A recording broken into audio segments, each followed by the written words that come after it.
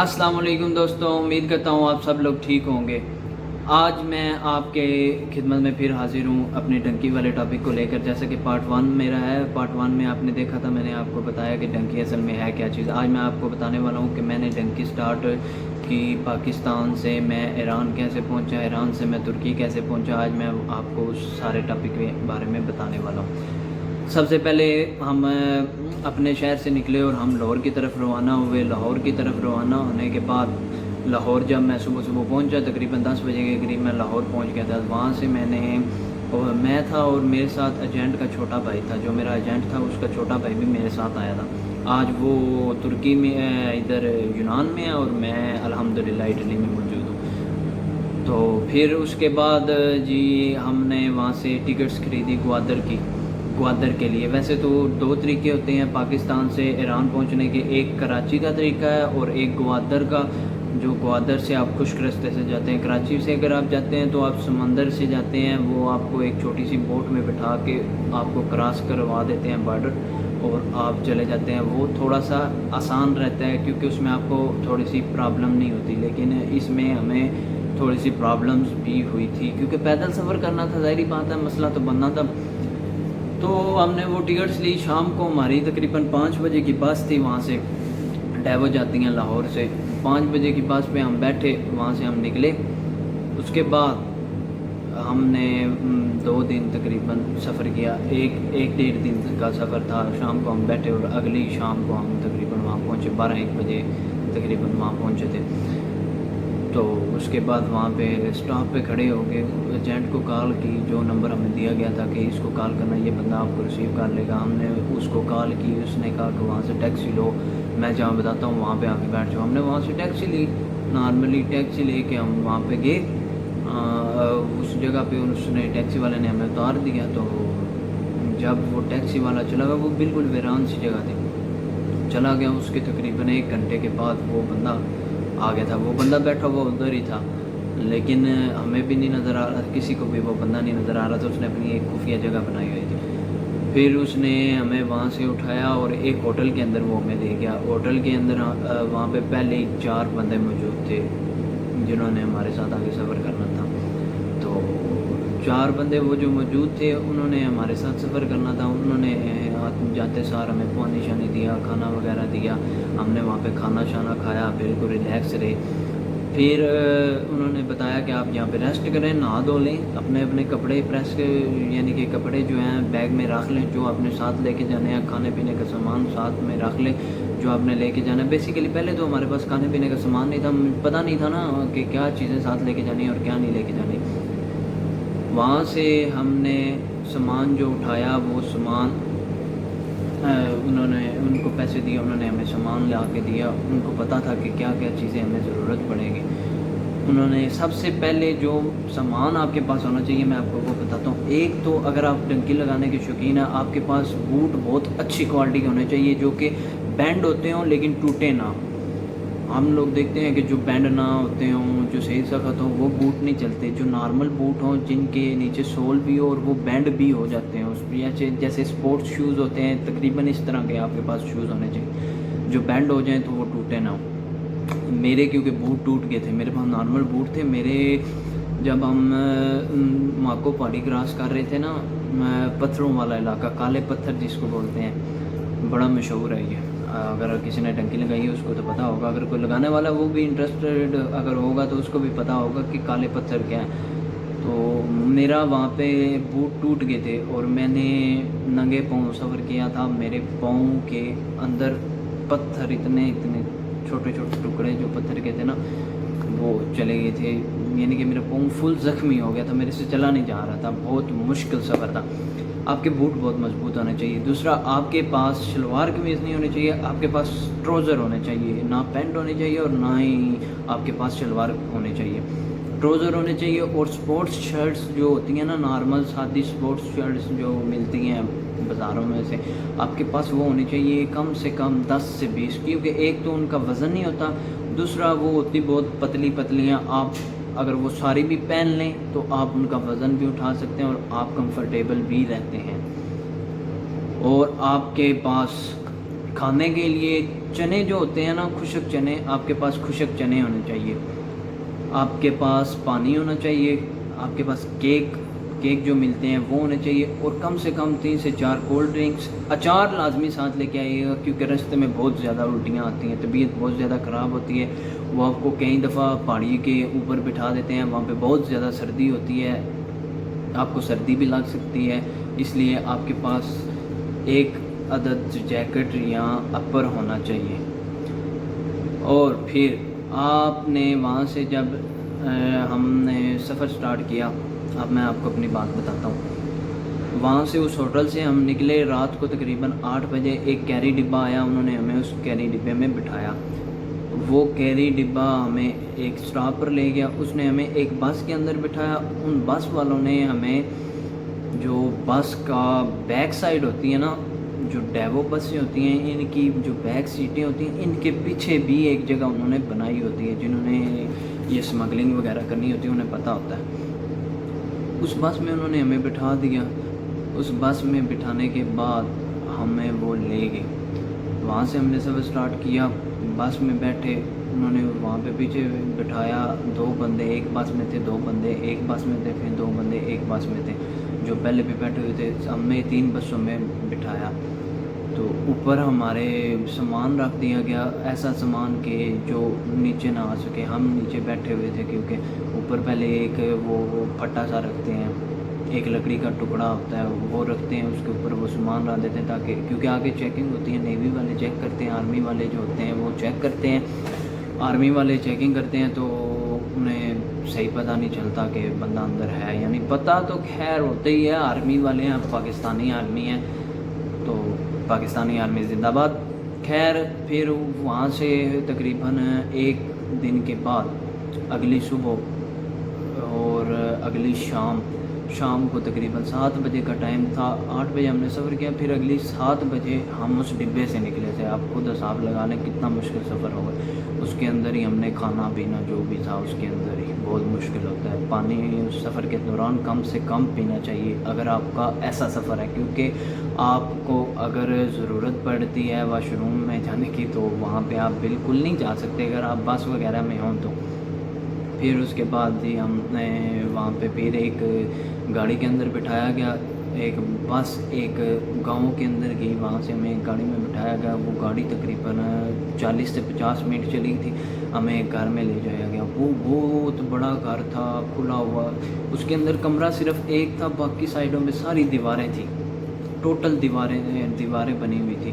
انہوں نے وہاں سے ہمیں اس جگہ پہ پہنچایا، رات کو ہم وہاں پہ پہنچے، ہم نے ریسٹ کیا، پھر صبح جب ہم اٹھے ہم نے منہ شو دھویا، کھانا پینا کھایا صحیح، تو جو سامان تھا کچھ ہمارے پاس تھا اور کچھ وہاں پہ انہوں نے اندر ہی دکان بنائی ہوئی تھی، وہاں سے ہم نے خریدا۔ وہ سامان خریدنے کے بعد ہم گئے،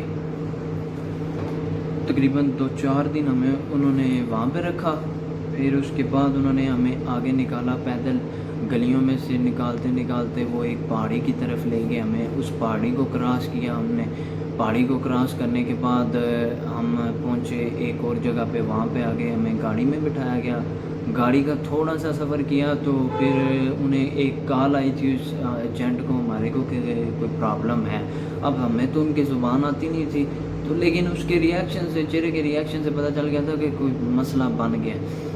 انہوں نے ہمیں ایک پہاڑی کے اندر اتار دیا، وہ کافی زیادہ گہرائی میں پہاڑی تھی، اس نے بولا کہ یہاں پہ نیچے اتر جاؤ، نیچے چلے جاؤ۔ اب ہم نیچے جا رہے تھے، جاتے جاتے ایک بندہ وہاں پہ ہمیں ملا، اس نے بولا کہ آ جاؤ ادھر میرے ساتھ آؤ۔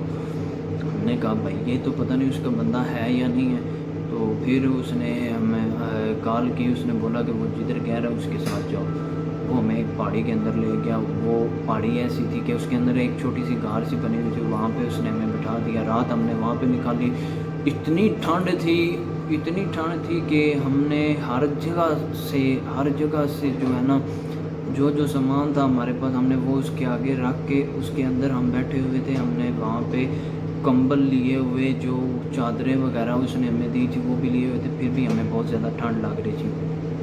پھر اس کے بعد اگلے دن وہ آئے دن ٹائم، اس نے ہمیں وہاں سے نکالا، وہاں سے نکالنے کے بعد اس نے پھر ہمیں گاڑی میں بٹھایا، گاڑی میں بٹھا کے ہمیں پتہ ہی نہیں چلا، اس نے 1 گھنٹے کے اندر ہمیں ایران کے اندر بھیج دیا تھا، یعنی کہ اس نے بارڈر کراس کروا دیا تھا. بارڈر کے جو ایران کا اور پاکستان کا بارڈر ہے اس کے کئی حصے ہیں، تو اس نے ہمیں وہ بارڈر کراس کروا دیا تھا. بس ہمیں پتہ تب چلا تھا کہ اب ہم ایران میں انٹر ہو رہے ہیں، کیونکہ سامنے ایک بڑی سی جالی لگی ہوئی تھی. اس جالی کے نیچے سے ایسے انہوں نے ایک جگہ بنائی ہوئی تھی، وہاں سے گاڑی گزارتے تھے. وہ اس نے وہاں سے ہمیں گزارا. پاکستانی آرمی کے نوجوان ہمیں دیکھ رہے تھے کہ ہم لوگ جا رہے ہیں، تو وہ انہوں نے ہمیں خیر کہا کچھ بھی نہیں، روکنے کی کوشش انہوں نے کی، لیکن ہم تھے اتنی سپیڈ میں کہ ہم نکل آئے. وہ انہوں نے جب دیکھا تھا تو ہم ان سے بہت زیادہ دور تھے. پھر وہ جب ہم اس طرف آ گئے تو گاڑی اس طرف آرمی والوں کی نظر آ گئی تھی ہمیں بھی، انہوں نے ہمیں دیکھ لیا تھا، لیکن ہم ایران میں انٹر ہو چکے تھے، اب وہ کچھ کر نہیں سکتے تھے. وہاں سے وہ ہمیں لے گئے ایک اور جگہ پہ. وہاں پہ انہوں نے ہمیں ایک دن رکھا. وہاں سے وہ لٹیرے شروع ہو کے، یعنی کہ آپ کو لوٹنا انہوں نے شروع کر دیا. آپ سے پیسے وغیرہ لے لینے ہیں، یہ کر لینا وہ کر لینا. آپ کو پیسے چھپا کے آنے ہیں اپنے، جہاں جہاں آپ چھپا سکتے ہیں آپ وہاں پہ چھپائیں. آپ کے پاس ظاہری بات ہے بہت زیادہ، میرے سے زیادہ تو صحیح نہ آپ ہوں گے. آپ اپنے سامان کو سامنے رکھ لیں اور پیسے جتنے بھی ہیں وہ اپنے چھپا لیں. وہ کہتے ہیں جی چینج کروا لو، ہم آپ کو سم دیتے ہیں، یہ دیتے ہیں، وہ دیتے ہیں. ایسا کچھ بھی نہیں کرنا. ان کی جو سم ہے وہ ایک، جو آپ کے گروپ میں بندہ ہے وہ ایک بندہ سم لے لے، اسی سے سارے بندے فون کر لیں تو بہتر ہے. اگر آپ سارے سم لیتے ہیں تو مسئلہ بنتا ہے، کیونکہ آپ کے پاس پیسے ختم ہو جاتے ہیں. آپ کو کرنا یہ ہوتا ہے کہ آپ اگر سارے مل جائیں، اکٹھے ہو جائیں تو بہتر ہے آپ کے لیے. اگر آپ اکٹھے نہیں رہتے تو نقصان اٹھائیں گے آپ. اب ہم دو لڑکے جو تھے، وہ میرے ایجنٹ کا بھائی تھا اور میں تھا. ہم دونوں تو ظاہری بات ہے ایک شہر سے تعلق ہے ہمارا، سارا سفر ہم نے اکٹھے کیا تھا. اب میں نے سم لے لی تھی اور اس کو میں نے بولا تھا کہ تم سم رہنے دو، ایک ہی سم پہ گزارا کرتے ہیں، باقی آگے ہمیں جتنی پیسوں کی ضرورت پڑے گی تو آگے ہم استعمال کر لیں گے. ظاہری بات ہے وہ ایجنٹ کا بھائی تھا، اس کو اور زیادہ بہتر پتا تھا، کیونکہ ایجنٹوں کو پتہ ہوتا ہے. وہاں سے ہم نے تھوڑا سا سامان ان سے خریدا. ویسے ہم نے 1-2 ہزار روپے چینج کروائے تھے. ہم نے بولا ہمارے پاس یہی پیسے ہیں، ہمیں اور ضرورت نہیں ہے. انہوں نے ہمیں تھوڑا سا سامان دے دیا اس کا. اور وہاں پہ تمن چلتے ہیں، بہت زیادہ تمن مل جاتے ہیں. ایک سم انہوں نے ہمیں دی، 2,000 روپیہ انہوں نے ہمارے سے لیا. اس میں ایک سم انہوں نے ہمیں دی اور 4 کیک دیے تھے اور ایک بوتل 1.5 لیٹر کی دی تھی. بس 2,000 روپے میں ہمیں یہ سب کچھ ملا تھا. تو پھر آگے جی انہوں نے ہماری تلاشی لینا شروع کر دی. اب شکر ہے کہ وہ ایجنٹ کا بھائی تھا، اس کو پتہ تھا کہاں کہاں پیسے چھپانے ہیں. تو ہم نے بوٹ کے سول کے اندر ایک سوراخ کیا ہوا تھا، اس کے اندر ہم نے اپنے پیسے ڈالے ہوئے تھے. اور کچھ پیسے جو یہ آپ کے کارلر ہوتے ہیں نا، کارلر کو اگر آپ بلیڈ سے یہاں سے کاٹ لیتے ہیں نا تھوڑا سا، اس کے اندر آپ سارے پیسے ایسے ڈال لیں تو بھی ان کو پتہ نہیں چلتا ہے. اور کف جو ہوتے ہیں، کف میں بھی آپ ڈال لیں. بیگ کی جو آپ پہنتے ہیں بیگ میں بھی آپ سراخ کر کے اس میں پیسے ڈال لیں، اپنے پیسوں کو سیو رکھیں. انہوں نے تلاشی کی، خیر ہمارے سے پیسے نہیں نکلے. انہوں نے کہا ٹھیک ہے. پھر وہاں سے ہمارا سفر ہوا، 2 دن ہم پیدل چلے. پھر ہم ایک علاقہ غیر میں گئے. علاقہ غیر وہ جو یعنی کہ وہاں پہ سارے اشتہاری جو ہیں وہی رہتے ہیں. ان کے پاس گنز وغیرہ تھی، ان کے پاس پاؤڈر وغیرہ تھا. وہ جو پاؤڈر ایران میں جانا تھا، وہ پاؤڈر وغیرہ سب کچھ تھا ان لوگوں کے پاس. ان لوگوں کے ساتھ ہمارا سفر شروع ہوا. ان لوگوں نے تھوڑا تھوڑا جو ہے نا سامان اپنا اٹھایا اور ہمارے ساتھ وہ بھی نکل پڑے. وہاں سے انہوں نے ہمیں چلاتے 2 دن لگاتار ہم چلتے رہے. پہاڑیاں کراس کرو، یہ کرو وہ کرو. پانی وغیرہ ختم ہو گیا تھا ہمارے پاس. ہم نے وہاں سے پھر آگے جا کے ایک چشمہ سا ہمیں نظر آیا تھا اور چشمے سے ہم نے پانی لیا. اس چشمے کا پانی ہم نے پیا. وہاں پہ بہت زیادہ جانوروں نے بھی پیا ہوا ہوگا، ظاہری بات ہے، لیکن مجبوری میں کرنا پڑتا ہے. ویسے تو کون پیتا ہے یہ پانی. پھر اس کے بعد ہم وہاں پہ نہائے بھی تھے. سارے بہت خوش ہوئے. اس نے بتایا کہ اب تم لوگ سیف جگہ پہ ہو، اب یہاں سے آگے تم لوگوں نے ایک اور بندے کے پاس جانا ہے. وہیں ہم بیٹھ کے وہاں پہ پانی جانی پیا. بوتلیں خالی ڈھونڈ کے بوتلیں بھرنے لگ گئے. وہاں پہ بہت زیادہ سامان پڑا ہوا ہوتا ہے، خالی بوتلیں وغیرہ، کیونکہ کافی لوگ وہاں سے گزر کے گئے ہوئے ہوتے ہیں. ٹوٹے ہوئے بوٹ جو بالکل 2 حصے بوٹ کے ہو جاتے ہیں، ویسے بوٹ وغیرہ، پھٹے ہوئے بیگ، کپڑے، آپ کو سب وہاں پہ پڑا ہوا مل جاتا ہے. وہ آپ کی بہت کام آ جاتی ہیں کافی چیزیں ان میں سے جو آپ کو ضرورت ہو.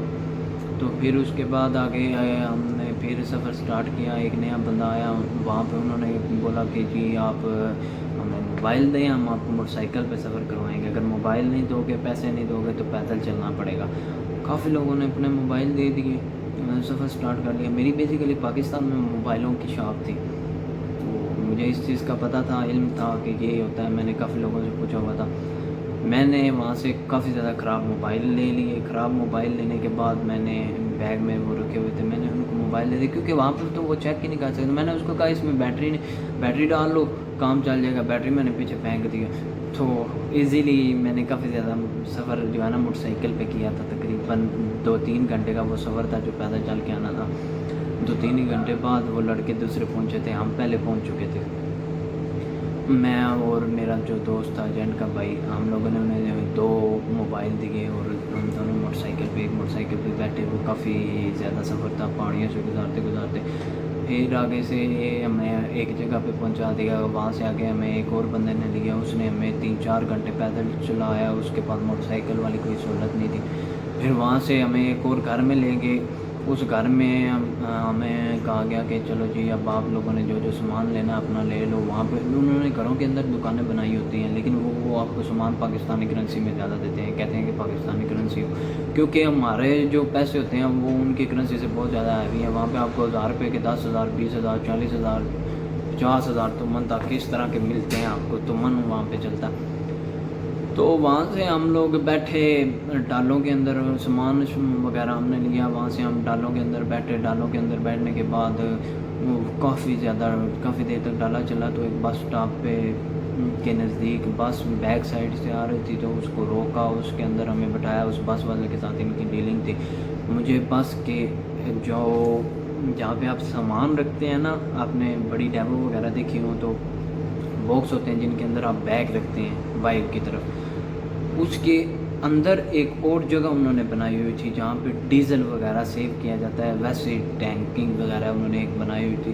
اوپر سے وہ مجھے بس کے اندر اس نے انٹر کیا اور ایک سیٹ اٹھائی, اس کے اندر مجھے اس نے ڈال دیا. اب وہاں پہ اس نے مجھے ڈالا اور عاطف جو تھا وہ بھی میرے ساتھ اسی کے اندر تھا. باقی 2 لڑکے جو تھے وہ اس نے سیٹوں کے اور جگہ بنائی ہوئی تھی, یعنی کہ جو جیسا کہ میں آپ کو پیچھے بتا چکا ہوں کہ گوادر میں جیسا ہوا تھا ویسے وہ سیٹوں کے پیچھے جو تھا. رستے میں ہوا یہ تھا کہ ہماری بس چیک ہوگی. چیک ہونے کے بعد انہوں نے بہت زیادہ چیکنگ کی. وہ 2 لڑکے نکل گئے.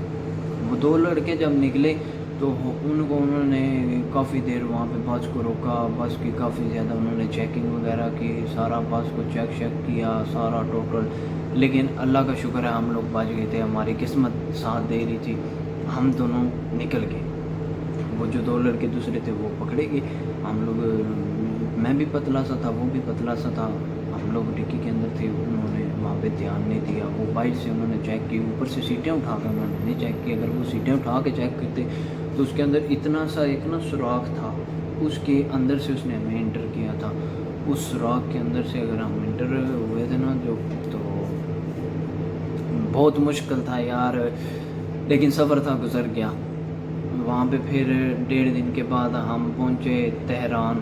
تہران سے ہم نے پھر ماکو پہاڑی کا سفر سٹارٹ کیا. پھر ماکو پہاڑی کی طرف ہم نکل گئے. وہاں پہ بھی یہی اسی طرح رہائشوں پہ رکھتے ہیں کافی زیادہ رستے میں آپ کے ساتھ آگے سے لوگ ملتے جاتے ہیں. پھر وہاں سے ایک گھر کے اندر ہمیں سیو کیا گیا. اس گھر سے ہمیں ایک اور گاڑی میں بٹھایا گیا. وہاں پہ گاڑی کی جو ڈکیاں ہوتی ہیں اس کے اندر, گاڑی کی ڈکی کے اندر اس نے میرے بیسیکلی گھٹنے پہ لگی ہوئی تھی چوٹ بہت زیادہ, اور میرا اس میں سے خون بہت زیادہ نکلنے لگ گیا تھا, کیونکہ بس کی ڈکی کے اندر جو بس جب اسپیڈ بریکر سے گزرتی تھی نا تو اس کا وہ بس یوں ہلتی تھی نا تھوڑی سی, کیونکہ میں تو بالکل ٹائروں کے اوپر بیٹھا ہوا تھا تو تھوڑا سا پریشر لگتا تھا. تو میرا گھٹنا اوپر جو لوہا تھا اس کے اندر میں یوں اس میں نا یوں کر کے بیٹھا ہوا تھا, تو وہ میرا گھٹنا ساتھ لگتا رہتا تھا, اوپر ہاتھ لگتا تھا. زخم تھا, وہ زخم میرا خراب ہو گیا, میرا اس میں سے خون آنے لگ گیا. اس ایجنٹ کو میں نے بتایا کہ یار میرے ساتھ یہ مسئلہ ہے, تو مجھے تھوڑا سا سیف رکھنا, کیونکہ آگے جو ہے نا کم سے کم وہ 10 بندے بٹھاتے ہیں, کم سے کم 10 بندے آگے بٹھانے ہیں انہوں نے. ڈکی میں 2 بندے وہ بٹھاتے ہیں. تو میں نے اس کو بتایا, وہ ایجنٹ اچھا تھا, اس نے کہا چل کوئی نہیں ہے, خیر ہے کر لیتے ہیں. اس کو میں نے 500 روپیہ بھی دیا تھا، پاکستانی 500 روپیہ. اس نے مجھے ڈکی کے اندر بٹھا دیا. اب میں ڈکی کے اندر اکیلا تھا، تو وہاں سے 6 گاڑیاں ایٹ اے ٹائم نکلی تھی. 6 میں سے 3 گاڑیاں وہاں پہنچی تھی، باقی 3 پکڑی جا چکی تھی. 3 گاڑیاں پہنچ گئی تھی اور وہاں پہ ہم ماکو پہاڑی پر پہنچے. اس پہاڑی کا سفر رات کو وہاں پہ ساری عوام اکٹھی ہو رہی ہے، تقریباً 10-12 بجے کے قریب ہم وہاں پہ پہنچ گئے تھے. ساری عوام وہاں پہ اکٹھی ہوتی گئی، کوئی تقریباً 300-400 بندہ وہاں پہ اکٹھا ہوا. پھر جو ایجنٹ تھے انہوں نے ہمیں وہاں سے آگے، جو ایجنٹ ہمیں ملے تھے انہوں نے ہمیں سیپریٹ کیا. جو ایجنٹوں کے نام دیے، اس ایجنٹ کے نام کے تھرو ایک یعنی کہ ٹیگ ہوتا ہے آپ کا، ایک بیچ ہوتا ہے. آپ حاجی کے بندے ہیں، آپ جمیل کے بندے ہیں، آپ صدیق کے بندے ہیں، آپ نواز کے بندے ہیں، آپ فلاں کے بندے ہیں، فلاں کے. وہ اس طرح آپ کی پارٹیشن کرتے ہیں اور پھر وہ کاپی کے اوپر لکھ لیتے ہیں کیونکہ انہوں نے پیسے لینے ہوتے ہیں. پھر سب کو ملا کے وہ نکال لیتے ہیں آگے. وہاں سے وہ آپ کو نکالتے چلاتے تقریباً آپ کو ساری رات سفر کرنا پڑتا ہے. صبح جا کے آپ ترکی پہنچتے ہیں، ترکی کے اندر انٹر ہوتے ہیں آپ. تو کافی دفعہ آرمی بھی پیچھے پڑ جاتی ہے، آرمی والے آپ کو مارتے ہیں اور واپس بھیج دیتے ہیں. بہت دفعہ ایسا کام ہوتا ہے. اس کے بعد پھر جی آپ وہاں سے نکلتے ہیں تو آپ کو آگے پہنچا دیا جاتا ہے ترکی میں. جب آپ پہنچتے ہیں تو وہاں پہ آپ کو پھر بسوں میں یا کیمیو جو ہوتے ہیں کیمیوز میں ڈالا جاتا ہے، آگے گاڑیوں میں ڈالا جاتا ہے، ڈالوں میں ڈالا جاتا ہے. آپ کی پارٹیشن ہو جاتی ہے نا. آپ کے ایجنٹ کی جو سیف وہ اس بندے کے ساتھ آپ کو بھیج دیا جاتا ہے. آپ کو کافی زیادہ سفر کرنا پڑتا ہے. بس ان کا ایک پوائنٹ ہوتا ہے، ایک لائٹ ہوتی ہے، وہ لائٹ جو ہے نا وہ اتنی تیز اس کی روشنی ہوتی ہے نا کہ وہ آپ کو بہت دور سے نظر آ رہی ہوتی ہے. وہ بیسیکلی جو ہے نا ترکی میں اگر آپ انٹر ہونے والے ہوتے ہیں نا تو وہاں پہ جو چوکیاں وغیرہ بنی ہوتی ہیں ان کے اوپر ایک ٹاور سا لگا ہوتا ہے. ٹاور کے اوپر وہ لائٹ لگی ہوتی ہے. آپ کو بس وہ کہتے ہیں وہ جو لائٹ ہے نا وہ ترکی ہے، وہ جو لائٹ ہے نا وہ ترکی ہے، وہ جو لائٹ ہے نا وہ ترکی ہے. آپ سفر کر کے تھک جاتے ہیں لیکن وہ لائٹ آپ کے نزدیک نہیں آتی ہے. وہ اتنی دور لائٹ ہوتی ہے لیکن اس کی پاور بہت زیادہ ہوتی ہے، وہ آپ کو نظر آتی رہتی ہے لائٹ. پھر وہاں پہ ہم پہنچے، وہاں سے انہوں نے ہمیں سیف پہ پہنچایا. سیف پہ پہنچانے کے بعد آگے کا سفر سٹارٹ ہو گیا. آگے کا سفر سٹارٹ ہونے کے بعد جو ہے سیف پہ پہنچے، ہماری پیمنٹس کلیئر ہوئی. کچھ دن ہم وہاں پہ ہم نے کیا. اسٹے کرنے کے بعد انہوں نے ہمیں جب ہماری پیمنٹس کلیئر ہو گئی ایک ڈیوو کے اندر انہوں نے ہمیں بٹھایا. وہ توگو پیاز سے ایک بس وہی جاتی ہے، ایک ہی جاتی ہے، 1-2 دن میں ایک وہ بس جاتی ہے. اس میں ہمیں انہوں نے بٹھایا. وہ بس سفر کرتی گئی. اگلے دن جا کے ہم استنبول میں پہنچے. استنبول میں پہنچنے کے بعد ہم اپنی رہائش پر پہنچ گئے تھے. ہماری رہائش پہ ہم نے کھانا پینا کھایا، نہائے دھوئے، سب کچھ کیا. شکر ادا کیا کہ یار چلو ایک سفر تو مکمل ہوا ہے. اب میں آپ کو ترکی سے اٹلی کا سفر جو ہے نا وہ آپ کو میں بعد میں بتاؤں گا کیونکہ اس طرح ویڈیو بہت زیادہ لمبی ہو جائے گی، آپ پوری ویڈیو بھی نہیں دیکھ پائیں گے. تو ٹھیک ہے دوستوں، اللہ حافظ. ملتے ہیں آپ کو انشاءاللہ اپنی نیکسٹ ویڈیو میں. اگلے پارٹ میں آپ کو بتاؤں گا ترکی سے اٹلی کا سفر. یہ تھا میرا پاکستان سے ترکی کا سفر. اس میں ایران بھی آتا ہے. بہت زیادہ مسائل ہوتے ہیں آپ کے ساتھ لیکن آپ ہمت رکھیں تو آپ پہنچ جاتے ہیں. تو میرے چینل کو سبسکرائب کرنا مت بھولیے گا. انشاءاللہ میں آپ کو نیکسٹ ویڈیو میں بتاؤں گا کہ آپ کا اٹلی کا سفر کیسے رہے گا. آپ کے پاس جو سامان آپ کو بتایا وہ لازمی ہونا چاہیے. وہ سامان ہوگا تو آپ بہت کمفرٹیبل فیل کریں گے، آپ کا سفر اچھا گزرے گا. ٹھیک ہے جی، اللہ حافظ. ملتے ہیں انشاءاللہ اپنی اگلی ویڈیو میں.